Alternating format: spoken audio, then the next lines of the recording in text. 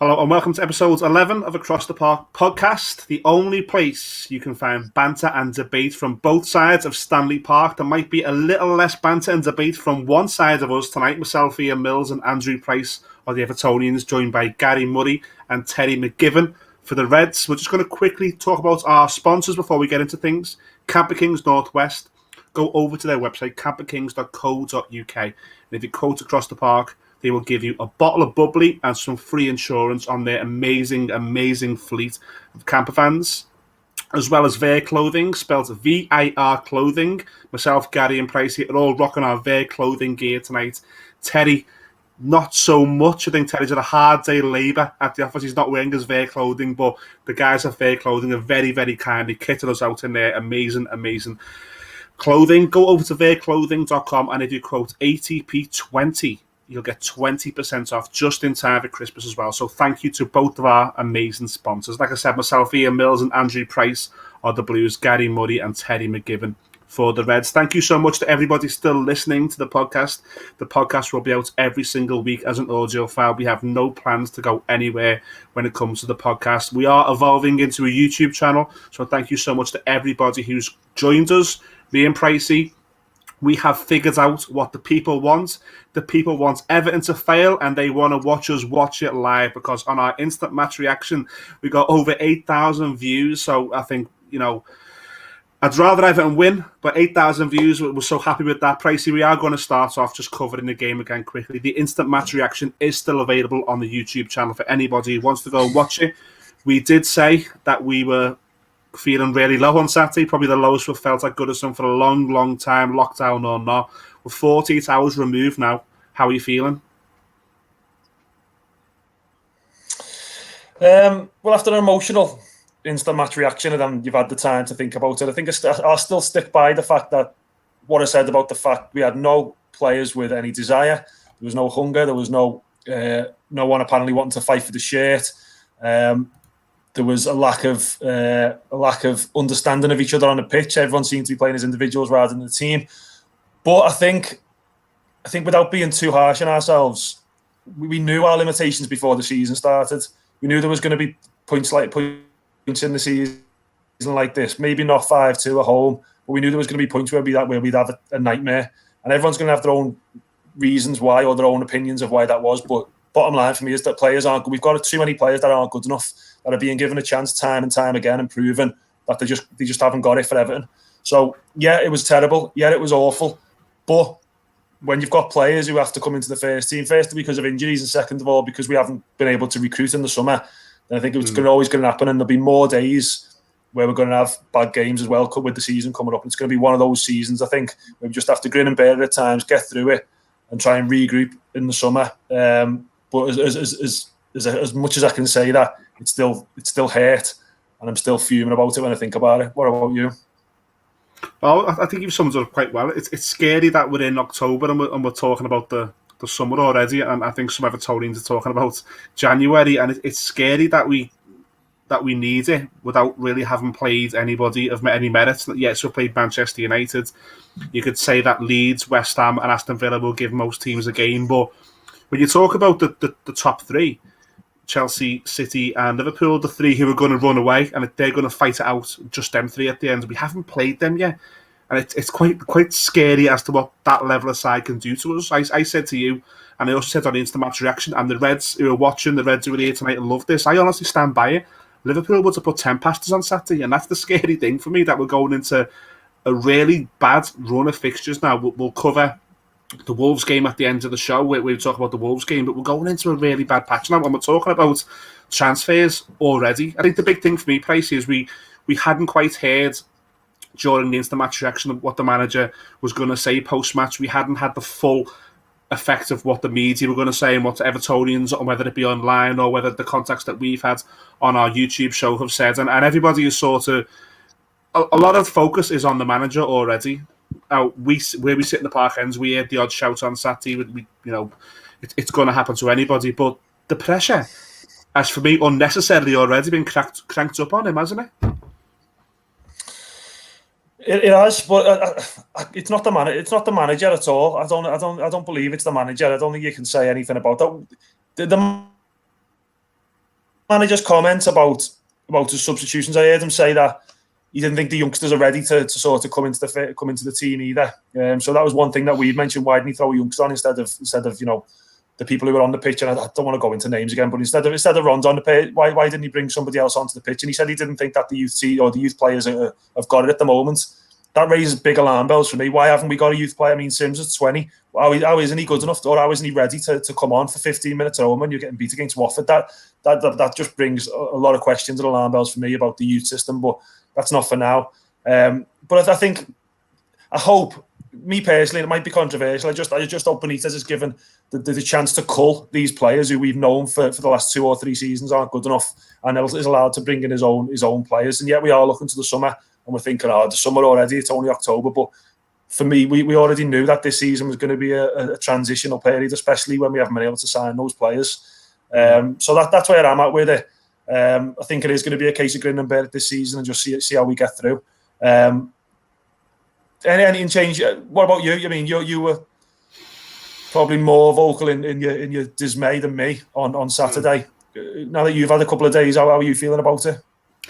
I don't know. It's a game that, like, we're not explicit on that, but it's a game that really wound me up, and we were quite explicit on the instant match reaction. So I'll try and maintain composure. It wound me up to death, and whereas I understand what you're saying, and I do agree it's going to be a transitional season. We all knew that. I don't agree that the knives should be out for the manager already, but that doesn't mean he's not blameless. And for me, the reaction for that Gordon substitution, where most of the ground booed it, and then you bring Iwobi on, it starts with one thing: this nonsense of continuing to start Solomon Rondon, who is, we talked about it in depth last week. We talked about it again on the instant match reaction. So we're not going to do it here. But for me, that's where people are getting wound up, because we saw Richarlison getting stripped, and we said, like, finally you're going to take Rondon off. Richarlison's back in. We're not going to see much of Rondon again now. And then he perceives them, and that's what wounds everyone up for me. That's where that animosity came from. And then it's followed by where we sit in the park ends. Everything for the next 10 minutes that Watford hit from this Iwobi substitution just went in.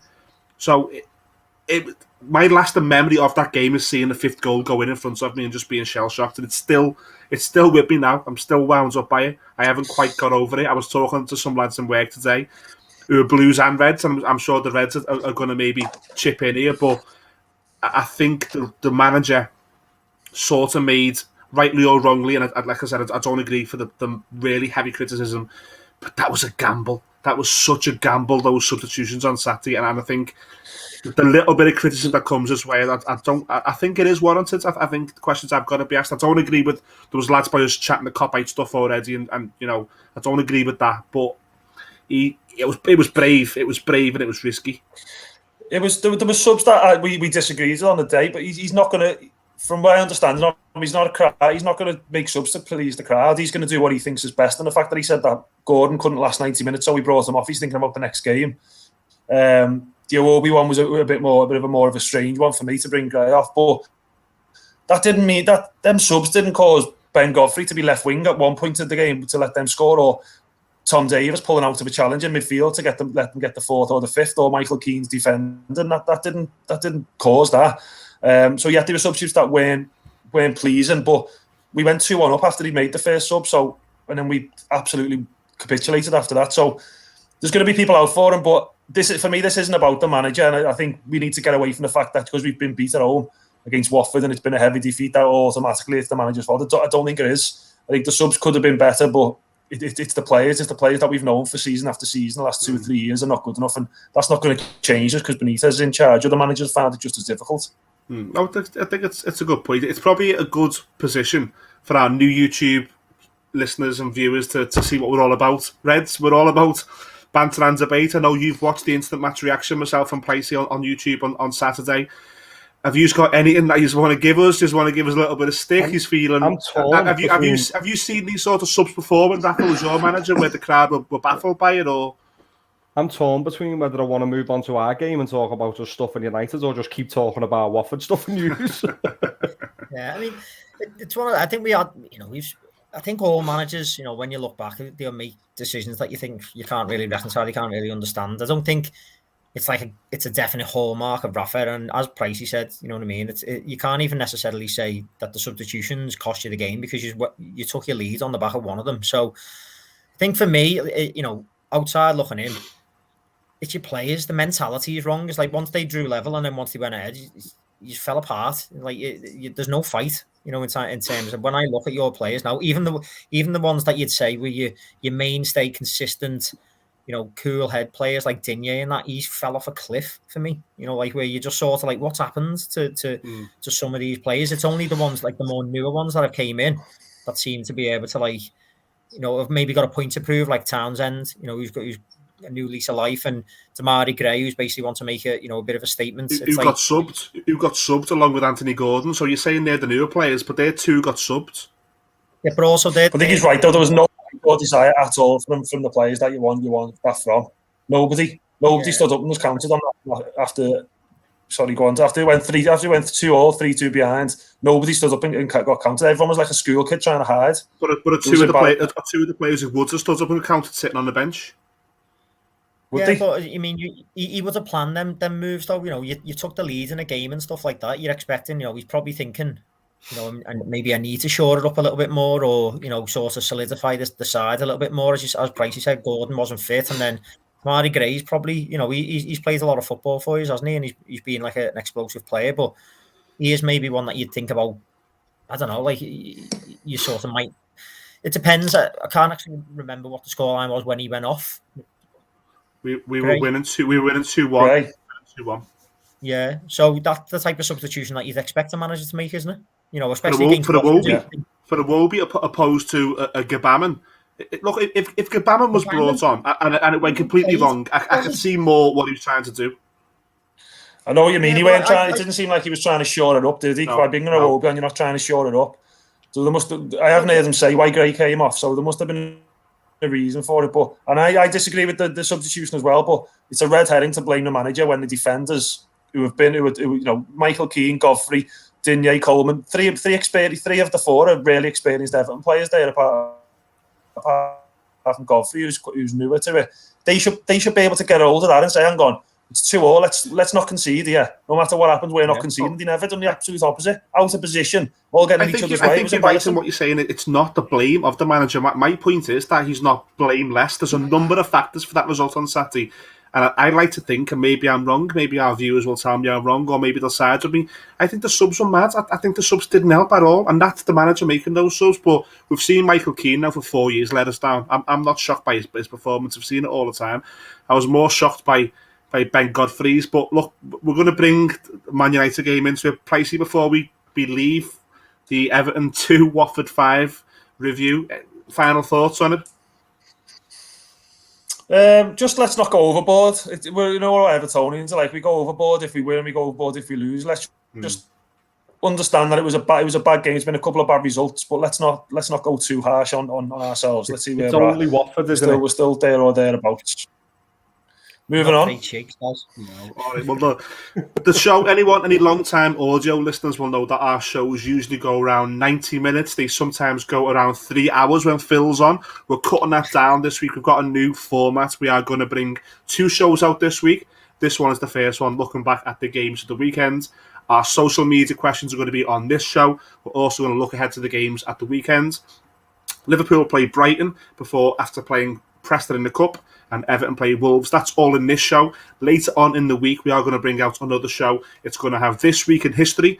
It's going to have some games such as Higher or Lower, maybe some Who Am I. So the podcast is now going to be out twice a week. So we're going to move on to the review of Manchester United versus Liverpool. I might just turn my stream off, Terry, while you and Gary just go into this one. You want to go first, guys? Where did you even start? I'm running out of things to say about this side. They're just absolutely remarkable. I was going into, we know Man United are not in no great shapes, but you can't take anything away from this game. I was going into this game as nervous as I ever am going into Liverpool Man United games, especially at Old Trafford. If they're ever going to pull one out the bag against us, it's going to be at Old Trafford. We've seen it before where we've turned up in well better form with a much better team and then got turned over. So, I weren't going there thinking we'll turn them over here, but we got everything we deserved in that game. Everything. Yeah, I think you're right. I was looking at it thinking it hasn't been a fertile hunting ground for us, Old Trafford, has it, over the last few years? I know we've had some great results there, but it is it's always been a sort of tough place for us to go to and get wins. So I was going into it now, and there's been recent results where Solskjaer has set up, which I think, I don't think he's a great manager, but against us, he sort of had the beating of us a couple of times, by going 3 at the back and pushing his fullbacks up and denying our fullback space and stuff. And I was looking at it thinking, what's he going to do? What tactical tweaks is he going to try and make to sort of nullify us? Because he seemed to have had joy doing it the last couple of seasons. And then obviously our lineup came out and I was sort of like, oh, no Fabinho. We're going there. Keita's getting thrown in after he got ragged off, at half time against Atletico. And, you're sort of thinking, like, are we going there in great shape? For some reason, Matip wasn't playing, which I was thinking it's probably a pace thing, putting Kanate in, but he hasn't played any football. So I was nervous. I'll be honest, I was nervous going, like you say, going into this game. But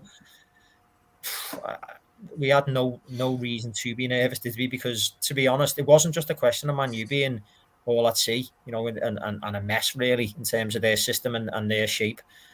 We were just boss. Our football was so incisive. Yeah, I think it's the day has turned out to be.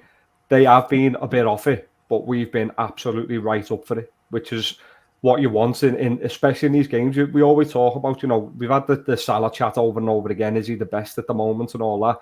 But your best players turn up in the big games, and he is a big game player. He turns up over and over again. What more can you say about him? This is our biggest rival in the league. Maybe not for the league, but it's our biggest rival in terms of geography. That they're down over the years. They've competed for everything with us, and the closest to us in terms of trophies.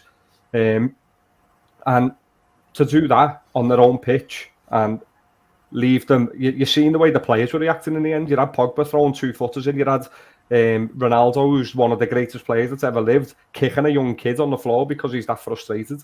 It was just everything about the game was just great to see. Yeah, no, I got agree. the ball, didn't he? You can have the ball. We won 5-0. The one that, like, I think we've got a social media question on, so we'll come to it. But the one that showed it for me is, like, I was nervous, Keita, starting this game. I was thinking, with Henderson and Milner, I thought there's 2 players that you can trust there, and I don't think Man U's midfield is that sort of brilliant. Where I was worried, that they'd get like rings run around them, like sort of happened a little bit against City, the way we couldn't keep up with Bernardo Silva and stuff. But I thought against Man U's, they're a bit more industrious. They got like players that you think that they're not necessarily, like Fred. He's no great shakes, and McTominay. They're not the grafters, aren't they? They're not like sort of magicians. So I was fine with Henderson Milner, given that Fabinho had a knock, but I was worried about Keita because I thought, I don't know, like, and but to be honest, not even just getting his goal from the first whistle, he was up for the game. I thought it was one of his better games in a Liverpool kit. It was like he had a completely different attitude compared to normal. Yeah, it's like he was up for it. He was almost he was feeding on the occasion, which I haven't seen from him for. No, I think maybe after the midweek game getting pulled at half time, he sort of thought, I need to get my act together. 3 years, but it's been 3 years in the making, but. If we can get more of that out of him, as you said before the start, we got a social media question. This came in after 20 minutes of the game, I think, from Richie. So Keita, goal and assist, goal in the week 2. Is he still shit? I think some patience on the show is required. Really good player in there. I mean, I'll aim that more at you, Terry, because you've had well more criticism than anyone else. Yeah, well, I have, and and I do think a bit of perspective's needed. In terms of saying patience is required from a player who costs 56 million quid and has been here for 3 years. I mean, how patient you want to be? Give him a new 5-year contract to be patient. It's like a bit of perspective's needed, I think, on that. But there's no denying that it was a better performance from him. But I just think I want to see a run of weeks and months, like where I'm saying, like he's put another boss game in there. That's like, he's got his goal, he's ran the show, or he's created loads. You've got to be doing that for a period of months before you can actually say, he's turned a corner. Because for me, at 56 million quid and with the reputation he came with, what he done against Man U, as good as it was what I would say is bare expectations really for that type of player. Let's have it as well. We want to be proved wrong. We don't want to be right yeah. that Kate is a flop all. Not. We want him to be, to come into this team and be what he was supposed to be from day one. If that starts from now, then absolutely great. I'd love it, and I'll chant his name as much as anyone. But as you've said there, just don't want to get too carried away on the back of one good game. Or maybe a better start of this season than what he's had previously, and then rounded with that game, which was better. But he's got the chance, hasn't he? He's got the opportunity though, right now, because we're short now in midfield with the injuries, definitely. So listen, I'm here for Keita to be a worldy number 8 for Liverpool.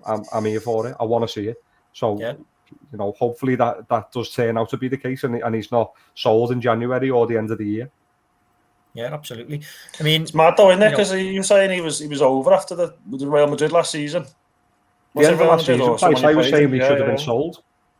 I think it's a combination of no one was going to buy him though. Like he's on big. He'll be on big money at Liverpool, and obviously we'd still want some money back. We're not going to let nearly a 60 million quid asset go for peanuts. So. I think it's more that he stayed, and as Gary said, I hope he is turning a corner, and he sort of sees that this is the last throw of the dice, maybe, to get a new contract at Liverpool if he wants it, because, you know what I mean, I'd love it if we got the player that we thought we were signing, so we'll see what happens and keep an eye on that one. But good question from the listeners, fair point to point it out, but as I say, just I think a bit of perspective needed on that one. But in terms of the rest of the game, guys, I mean, as you said, where do you start? It's like, at the moment, this Liverpool team, it feels like, certainly in the league anyway, we're going away from home, we're scoring goals for fun, we're actually keeping, clean sheets. I know that they got one disallowed on VAR, but it's only in Europe that we seem to be struggling a little bit more in terms of defensively. But going forward, it looks like all of them problems that we had last year, last season, have been put to bed a bit, haven't they? And I'm glad this has happened to United, because I don't know why, but people seem to think Maguire's a good defender. He is an absolutely terrible defender. I don't know why people think he's good. He's not good. This is just the press and the media bigging him up because he's an English player. He's absolutely woeful. And I know Varane didn't play, but Varane is used to playing alongside Sergio Ramos for his whole entire Real Madrid career. He's now moved to play alongside someone who can't even play himself, never mind try and dictate the back four. So the fact that has just shown them up as well. That goal we scored where Maguire and Shaw are running into each other, that should never be happening at this level. Yeah. And again, I'm just so happy that we punished them the way we've punished them, because we've deserved that result so many times before and not got it. And I'm so glad we got it. Do you know the only disappointment for me? We didn't get more. Yeah, they were there for the taking. Yeah, absolutely. I think we were all saying that when we were chatting on the WhatsApp group. Like this could be with 7, 8, 9-0. Without any issue, because they were that bad and we were that good. But in terms of looking at the goals, guys, what was your favourite? Oh, I don't know. The first one was very good.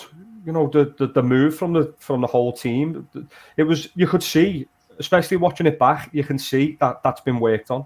We know how they are, how they defend or how they don't defend, and we've basically just pulled them where we wanted to pull them and put our players where we wanted to be. That was straight off the training ground. Now you could see it. You could see it certainly in the replays. You could see it, and I thought it was just. I think even Judgy said in our group, as much as he hated it, it was such a good team goal. Yeah, he did. I mean, we've had so many lately of like the Salah, Salah being the sort of the main man doing everything for us. His goal against City, his goal against Watford, and then creating the other one against City for Mane. But I'm one for really, really liking team goals, and that was one for him. Yeah, it was interesting. We had that Watford, I think it was Watford. It wasn't the Salah's. Was it Watford? The assist, where he bends it with the outside of his foot. What a ball by Jordan Henderson. Yeah, similar vein. Yeah. It was just like, what a ball that is. Imagine Phil was on this podcast now. I was just thinking that if only Phil was on that podcast, it wouldn't hear the end of this. Phil has been the big. I'm not saying you two aren't, but Phil's always been the Jordan Henderson. Yeah, and the thing is with Henderson, like nobody ever denies how good and how big of a player he is for Liverpool. It's just he doesn't do things like that enough. We know he's got it in his locker. He just doesn't do things like that enough. And that just epitomised the game for me. How the confidence breathing through every single player. For that ball to enter his mind and to be executed so perfectly. It rounded us off a great day, didn't it? Yeah, absolutely. It really was. And, it's going to be one that lives long in the memory, isn't it? You know what I mean? Liverpool at Old Trafford and that scoreline is just, it's going to be one that's burned into their memory. You know what I mean? And it's going to be one that, we'll remember for a long, long time. It was brilliant. And again, another statement, to send out that I feel like we are really going to be up there this season. Yeah, you know what? I feel like I want to do it more justice, but I just don't know what else to say. Yeah, it's tough because there was just so many good performances all over the pitch. There was no one that I can really point at and say he had a bad game, or we got that wrong, or everyone played well and everything went right. And you know what I mean? That's basically all you can say. It was just so good to enjoy, and to watch. And and to happen on the same weekend that the Blues have conceded 5 the other way. Magic. Proper Everton. I was just going to say there, just to end the Liverpool section, Gary and Terry, were you thinking yesterday that you were putting the final nail in Ollie's coffin? Yeah, I did think, I was saying that to the lads, like, this could be the end of Solskjaer if this is a proper, brutal one where it ends 7 or 8. And then, but you're in mixed feelings about it because on the one hand, you'd really absolutely love that result, but on the other hand, you don't want him to go. Don't want him to go. Do an absolutely boss job at ruining Man U. So, it's one of them. I'll take it. I'll take the 5 and keep him all day. Keep Solskjaer in a job and keep Benitez in a job. That's what I say. Brilliant stuff. All right, Sam. Like I said, who's your man of the match? Have you said that? Who's your man of the match? Standout performer. Gotta be Salah. Beyond Salah, can you? Do you know what I mean? I don't think anyone can look beyond him at the moment. He's just he's determined that every game is going to have his stamp all over it. That's the form that he's in, and he's just done it again there. So I couldn't say it was anyone but him, but there was boss performances all over the park. Yeah, I'd agree completely. Yeah. Okay, fair enough. But painful review section for the Blues, not so much for the Reds. Anyone who's new to YouTube, please give us a like, give us a subscribe. We are a channel that covers both teams with banter and debate. The only place that you'll find anywhere that covers both Everton and Liverpool Football Club with banter and debate. What we always encourage over at the Twitter, the Instagram, which is @AcrossTheParkPC, the website @AcrossTheParkPodcast.co.uk, and the Facebook. If anybody is old enough to still use Facebook, Phil has set us one up. Get us on Facebook as well, Across the Park Podcast. Send us some questions. We'll try and answer the best ones on the show. So, Gary, I think you've got some for us now. Yeah, we've got one from Nick Morris, he writes in most weeks. He's an avid listener. He said, our fans who criticised Carlo last year, can they now see why he had a defensive first approach and why the pragmatism will now have to return? Our defending from set pieces is back to the Marco Silva days, and almost every corner causes issues against us. Carlo got 59 points last year, 2 points less than Moyes' side that finished 4th. A lot of our fans completely delusional with where this squad is talent-wise, minus Richarlison, Decore and Gray. Pricey, do you want to tackle that one first? Yeah, I mean, the Ancelotti point, I mean, I didn't want to get rid of Ancelotti, so I don't know many people who did.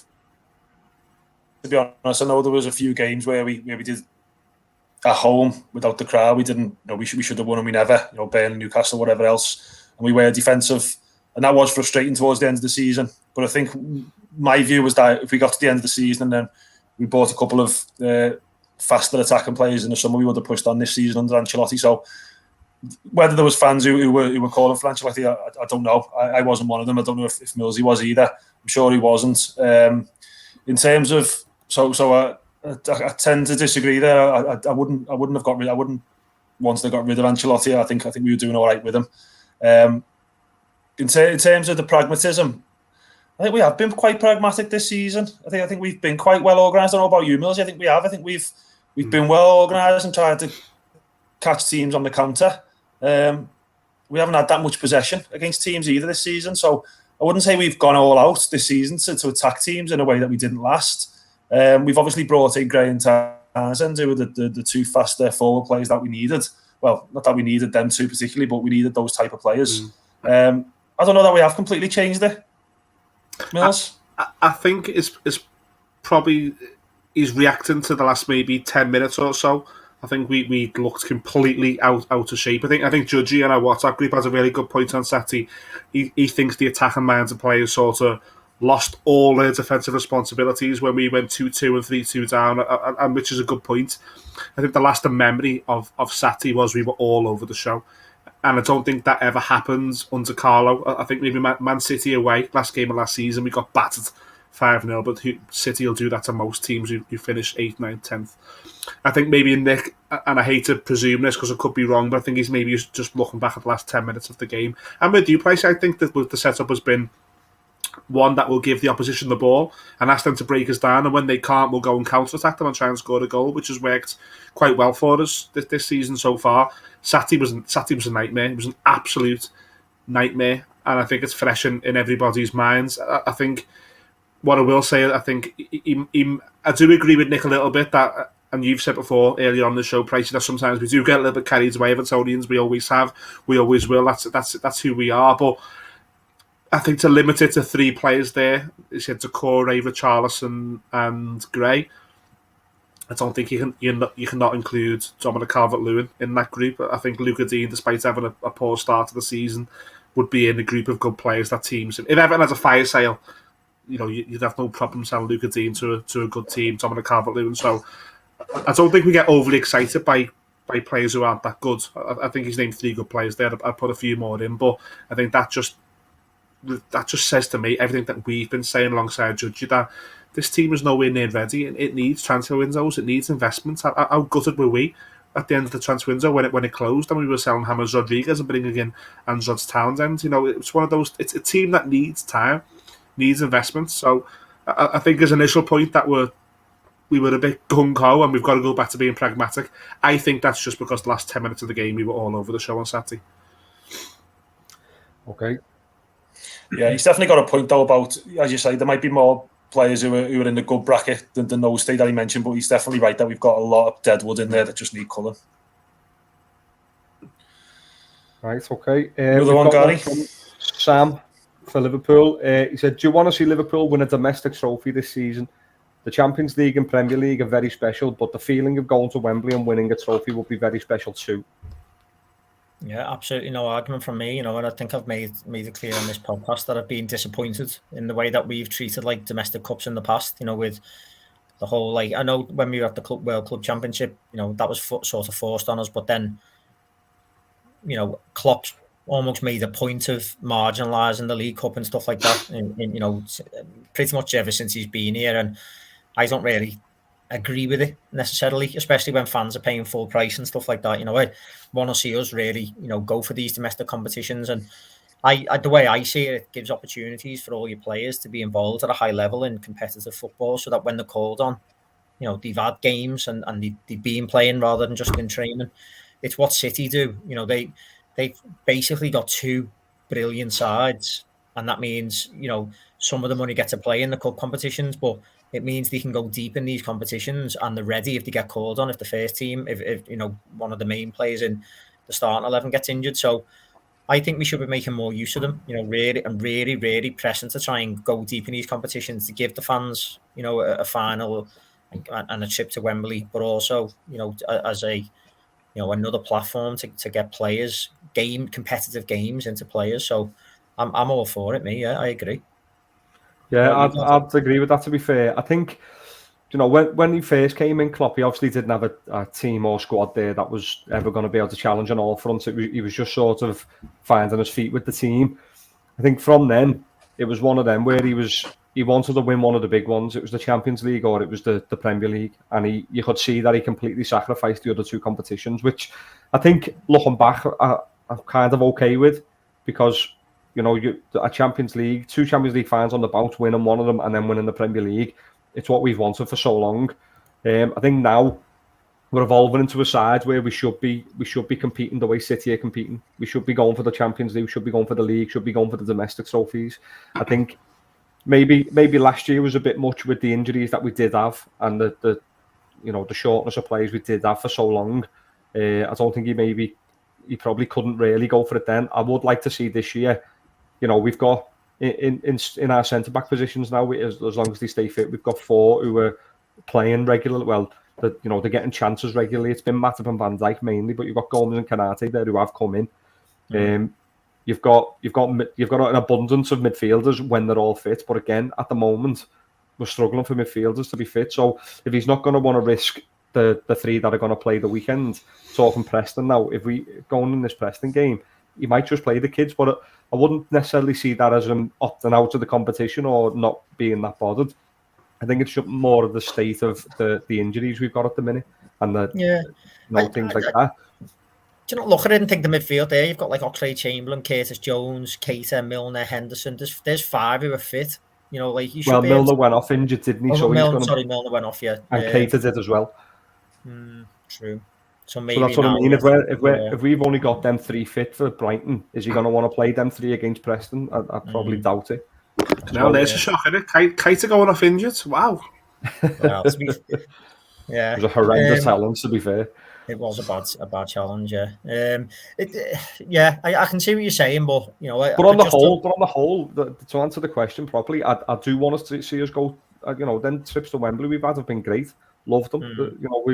There's such a boss day out that the atmosphere all around, the occasion, going down there, being there all day, being at the match, usually coming out with a win. It's just a great day out all round. So yeah, I'd absolutely love to see us go for domestic trophies.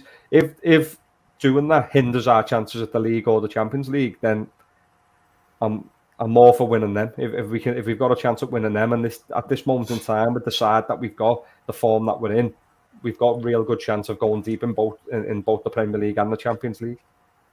Yeah. Okay. Forgot it was me who's doing the social media. Waiting for Milty to bring someone else in. So yeah, this one takes you back to you questioned the 3 players that the last listener mentioned, and you included Digne as well. But we got a message from Martin on Instagram, and it was just simply, "What's happened to Digne?" Mills. I don't know.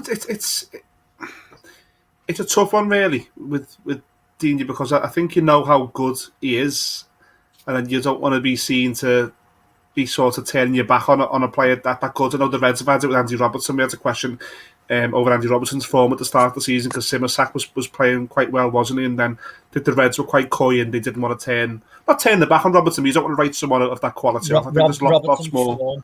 Robertson's form then wasn't like what Digne's is now, Mills. Like No, but I think the point remains where I don't want to go and just say shite. I don't want to come out and say that. I think he's been in bad form this season. There's no doubt about it.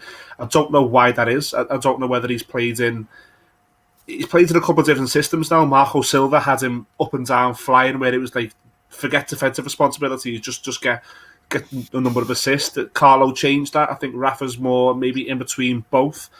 I think he's found it quite difficult to adapt to this new system where we're playing on the counter-attack, because he's not blessed with lots of pace. He's not a full-back who's lightning quick. He's a full-back who needs a little bit of time on the ball to find a good pass. And I think maybe Pricey will disagree with me. I don't think defensively he's ever been that good, and that's where the problems are for Dean, for me at the minute. Yeah, I agree with much of what you said there. I don't think he's been good this season. I think probably most of last season he probably wasn't the best either, as good as he's been in the previous 2. I think part of that is because of the different managers and the fact that he's being asked. Ancelotti just had him sitting when we wasn't allowed to overlap as much as he did in his first season or his first couple of seasons. And Benitez on Saturday, when we had that, we scored that goal early on, and then he was carrying on getting up with Gordon, and Benitez sort of told him to tuck back in because Watford had 3 up front and they were finding the gaps when he went forward. So Benitez is trying to sort of shackle him as well, if that's the right word, and keep him back. And as you say, he's never been a quality defender in terms of, but he's a good fullback because he gets forward and he offers something going forward. So when he's not allowed to do that, I think he gets exposed a little bit. And I think that's where it comes in. His criticisms come in, is that when he's just that solely to defend in the game, he's not allowed to go forward. I think that's when you see that he's perhaps not as good as what he is when he's allowed to go forward and get involved in attacking. I'll go with that. Is there something in the fact that wasn't it a year or so ago that he was there was rumour that he was unsettled and he was wanting to go back home. And no, but since then, Gary, he signed a new deal since then, and he's came out and he said all the right things that you'd think a player who signed a new deal would say. He said, he's excited by the project, he's happy here, he loves the fans. So I think for me that's gone. I think there may have been an issue there where, he's still a young player who's in a different country with a young family, and I think that affected him for a short while. But since then, the full stop on that is he signed a new deal. So once you sign that new deal, I think that's in the rearview mirror then for me. Well, it depends whether that's to maximise your value if you sell him, or whether it's a decision that he made because he wants to stay. There's that side of it. He doesn't look like a player on the pitch. He doesn't look like he looks like he wants to be there. He looks like he's trying hard. He looks like he's giving it what. Well, I say that on Saturday was terrible and all the rest of it, but he doesn't look like he doesn't want to be there. Do you know what I mean? You get the impression from some players who want out. You can tell they want out when they're playing, and he doesn't come across as that at all. Charlison. He's just having a bad time of it.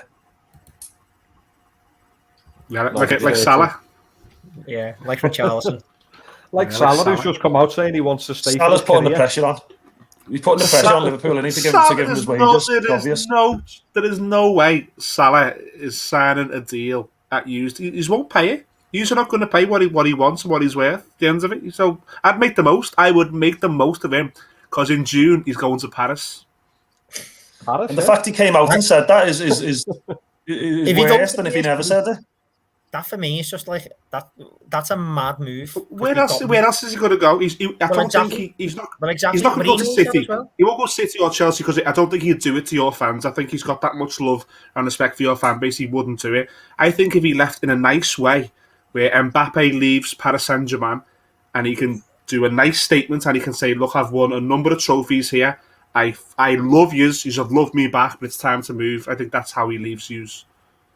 If he leaves to go to PSG and Mbappe's leaving and he wants to come to Liverpool, I reckon, I don't want to say, but it's not the worst sort of business, is it? If he wants out that much at Liverpool, we'll have Mbappe then. I think depends how much you have to pay Mbappe, doesn't it?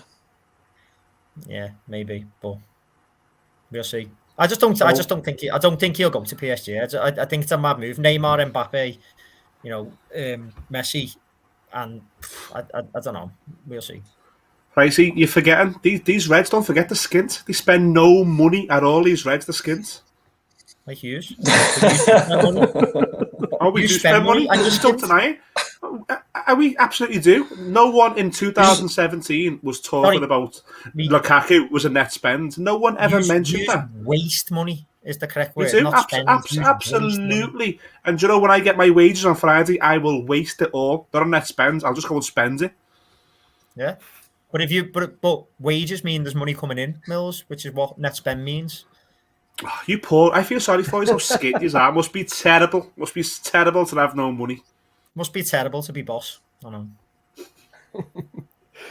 So next question comes from Dave, who we had on the show last week. He said, "Where does yesterday's result stand amongst our famous big wins?"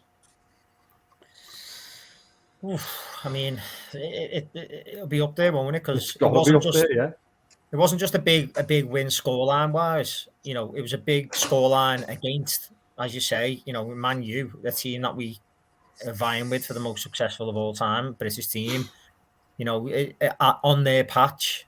And on the back of a boss performance. So it had everything, you know what I mean? So I think it'll definitely be up there. In terms of me personally, there's other ones to go at. One that sticks in my memory is like a boss game from when I was a bit younger, where I thought we absolutely played them off the park. Unbelievable. And they were a good side at the time as Leeds. Remember when we beat Leeds 4-0?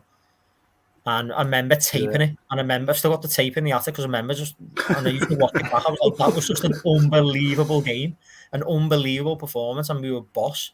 And it was like that. That's what it felt like yesterday. That was around the time they were a decent side as well, wasn't it? Yeah, I think we had the 4-4 with them as well. Viduka scored a few. Yeah, they were going for the league and basically got the Champions League semi-finals as well. So they had a proper top side, and spending money. That one, Emil Heskey scored on that one. Did Heskey score? Yes. Sure, Yeah. I remember he was battering Leeds, and Heskey was like, I think the season Heskey was playing really well. He looked boss. We were class. We were unbelievable. Honestly, it was like unbelievable performance. The other one, Gaz, was obviously under Rodgers. What that felt like last year against Man U was similar to when we battered Arsenal in like the first 15 minutes. Oh, yeah. It was like Dale got 2, didn't he, that day? just annihilated them in the first like 15 Yeah, minutes. we had a like, few of them under Rodgers, to be fair, that season. So it feels like that. I mean, there's obviously other ones in history. People talk I think about I think another one for me was another United at Old Trafford. Andrea Desena getting on the score sheet, making it 4-1. Yeah, when he lobbed the keeper.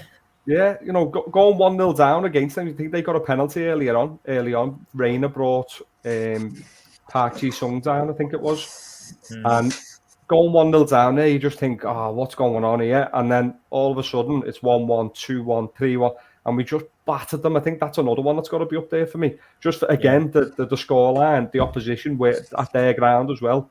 Just think for me that's another one that sticks in my mind. Yeah. So and then the City ones in the Champions League as well. Yeah. And that's all right. He asked for one. Stop going on about it. He actually said, "Where does it rank?"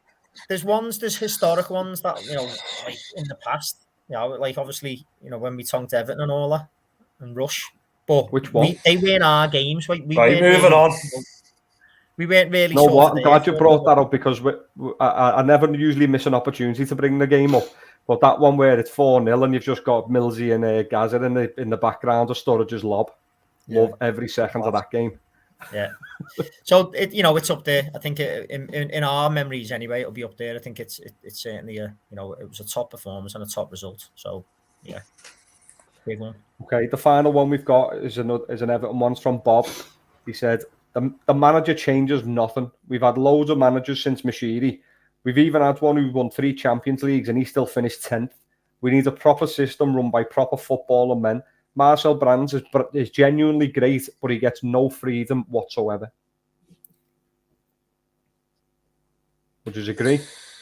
I agree. Millsy's frozen. Don't know if he agrees, but I agree. It's hard not to agree. I think Brands having no freedom. I don't know enough about what he's allowed to do and not allowed to do. But in terms of the system as a whole, and I was mentioned before about the youth system that we've got and the fact that we bring in no youth players in, there's got to be something to that. You haven't got a youth player on the bench you can bring on for 15 minutes at home against Watford when you're getting beat. So yeah, it needs a complete rethink. I think is what it needs. Millsy's back in the game now. No idea what happened there. No idea. Sorry, just got booted out. I think my little jab at the Reds. Whoever the admin is kicked me out. But he's just saying Mills about. I don't know if you heard the question about. Do you want to say about Everton whether I'll read we've had the same. This go on. Sorry. So it just says, the manager changes nothing. We've had loads of managers since Mashiri. We've had one who won 3 Champions League and still finished 10th. We need a proper system run by proper footballer men. Marcel Brands is genuinely great, but he gets no freedom at all. I don't know, what were you saying, Placey? I came back in and you were sort of answering it. I just said I pretty much agree with it. I think the fact that we have had the managers who have struggled. I said before, but the fact that we had the youth players, so we've got no youth players who can come on the pitch. Benitez said that they're not ready to play. We've got no one to bring through. We haven't brought anyone through of any note for a while. I think you've got to look at the bigger picture. You can't just look at the first team. And I said I don't know how much control Brands has got to know what you read in the media and stuff, and about how Mashiri wants to have his say, and Bill Kenwright still wants to have his. I don't know how much say Brands has got, so I can't comment fully on that. But it does seem to be the case that we need to have a rethink about what we're doing.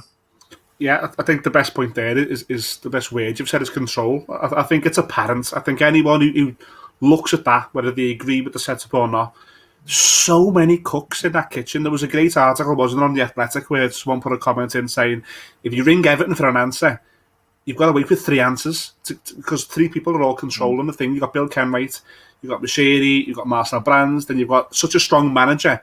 And prior to this manager, there was another strong manager.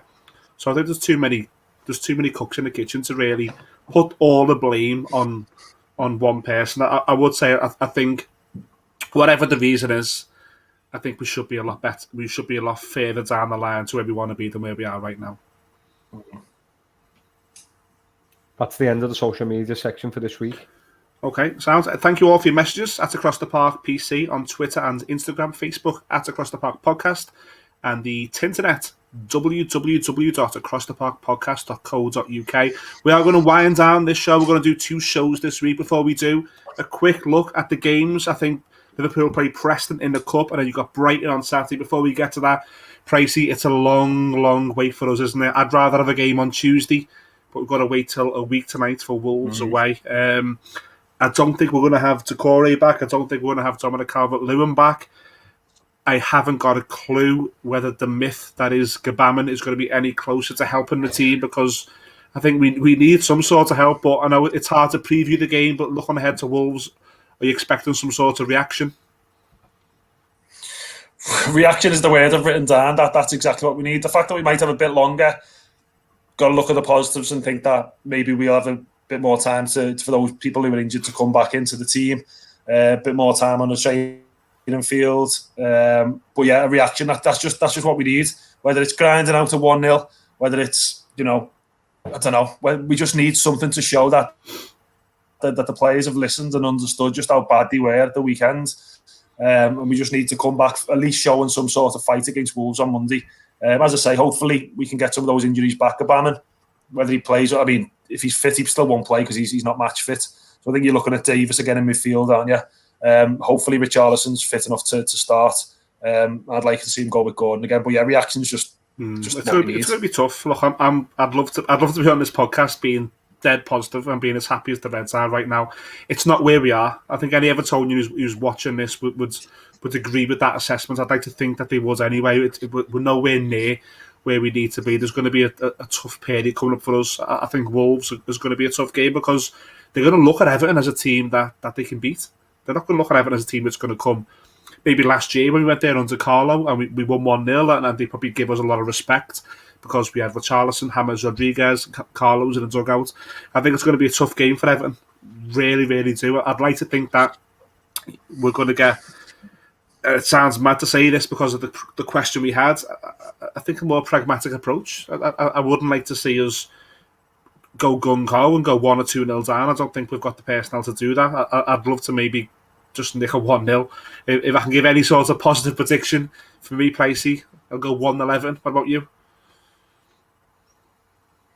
If you're asking me to predict it, I'll go 1-0 as well, like I said before, just to grind a 1-0 out will sort of feel just as good as a 3-0 for me, to be honest with you, just showing that determination. So I'll go 1-0 as well and keep my fingers crossed.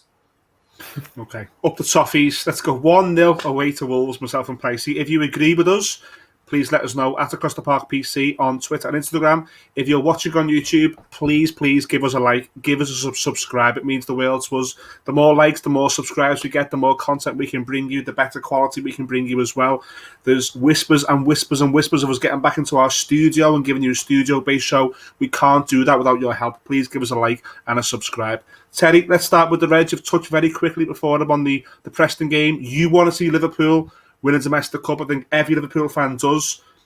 Jurgen Klopp, I imagine, shares that view. His teams don't always say that. Are you expecting a strong team at Preston on Wednesday? I think there will be changes, as we touched on before. We are looking a little bit light in terms of injuries now in midfield when you look at it, which I didn't feel we necessarily were, going into the Man U game. But as Gary pointed out, with two going off, I think that there definitely will be changes. I think, the fact that Marnie never started the game against Man U, I think he might get played as the main striker. I think Salah might get a blow to sort of, keep him wrapped up in cotton wool for the league. So I think you might see Marnie maybe lead the line with Origi and maybe a Minamino or something, and then they'd probably see Gomez back into the defensive lineup, maybe even alongside Kanate, to sort of like see what that looks like as a two and keep Kanate playing games. Sorry, Simicast will probably play left back. Yeah, Simicast. So I think I do expect changes, but I don't look at that like it's a hollowed out team and like we're not taking the competition seriously. I think in all of them names there I've mentioned, Mane, Origi, Minamino, Simicast potentially can all feature for Liverpool in in any game. So, I do think there will be changes, but I still think we're going to have enough in that game.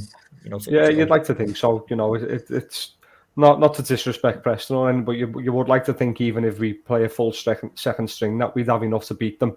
There's not really much else to say about it. I don't think we'll have a full strength, but I think we'll have enough to beat them. And prediction-wise, I think probably 2-0 I'll go.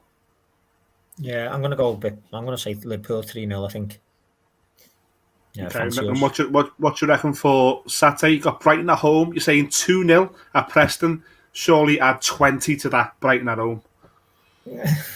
Well, it's a weird one, isn't it? Because Brighton, I've said it in the past. I think they're a good side. In terms of they struggled in the past to scoring goals, but they've always been I think under Potter. They've been tactically astute. They don't seem to just turn up to the likes of City or Liverpool and think, we're just going to back to the wall defend and grind out a win. It's like they have a plan. And there's been games against Brighton where they've been able to make us uncomfortable and stuff. So, where are they now in the league? I think the 5th, aren't they? Just having a quick look there. The 5th in the league.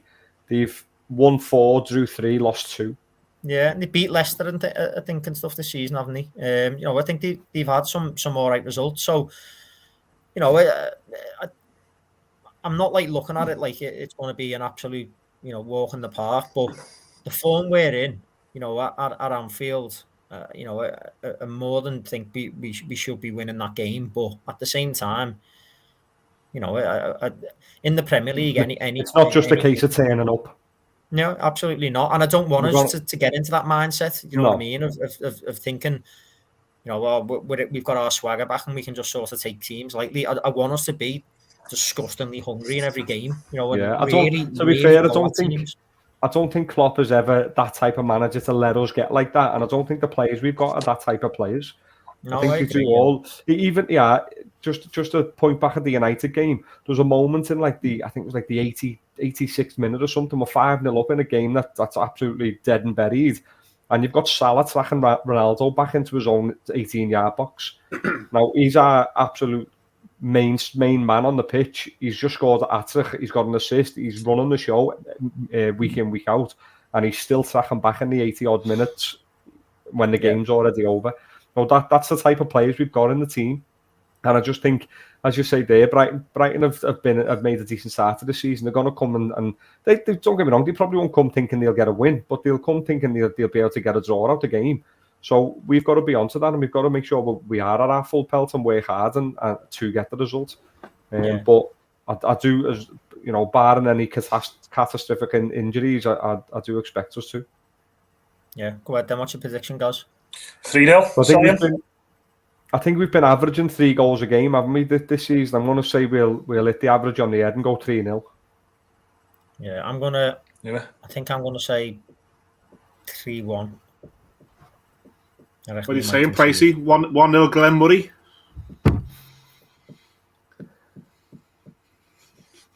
Take that, wouldn't he? Not a chance, is there?